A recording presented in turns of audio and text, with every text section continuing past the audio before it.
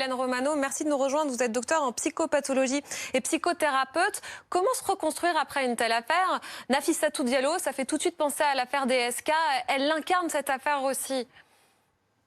Alors, c'est toujours compliqué de se reconstruire parce qu'il peut y avoir un décalage entre les attentes de la victime et puis le retour que va en faire la société. Mais je voudrais juste faire un rebond avec ce qui a été dit.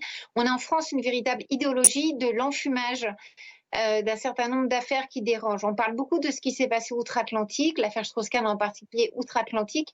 Ça évite de parler de ce qui se passe en France, du nombre hallucinant de plaintes classées sans suite de victimes de violences sexuelles, en particulier des enfants, de ce qu'il en est de l'amnésie traumatique des victimes qui ont du mal à retrouver leurs souvenirs et à parler.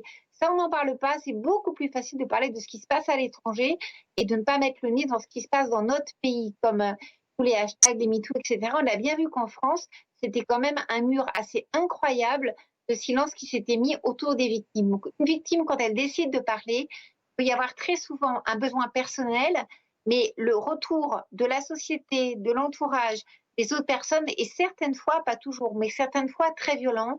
Natasha Kampusch, par exemple, on m'a fait les frais malheureusement lors de ses derniers témoignages, cette jeune fille qui avait été séquestrée et violée. Il y a eu un retour parce que la société, au bout d'un moment, on a assez des victimes. Au début, c'est très compassionnel, il y a une sorte de fascination, ça a été très bien dit, de grands spectacles autour des victimes, autour de ce qui s'est passé, de ces faits divers. Et puis après, elle lasse et elle rappelle surtout qu'il y a eu un interdit, une transgression absolue. Parce que dans notre société, on ne viole pas, on ne tue pas, et ça fait partie des fondamentaux. Et les victimes, elles sont là pour rappeler cette horreur-là. Et ça dérange. Donc, au bout d'un moment, on leur demande de se taire. Donc, elle va parler, elle parle. C'est pas certain que ce qu'elle va dire va la libérer autant que ça si elle attend une reconnaissance des autres.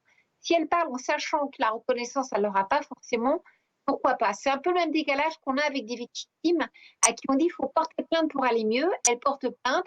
Majoritairement, c'est classé parce que le système français de la présomption d'innocence, c'est classé, ça ne veut pas dire que ça n'a pas eu lieu, mais si on leur a trop fait comprendre que la réparation psychique, ça passait par la réparation judiciaire, c'est une catastrophe.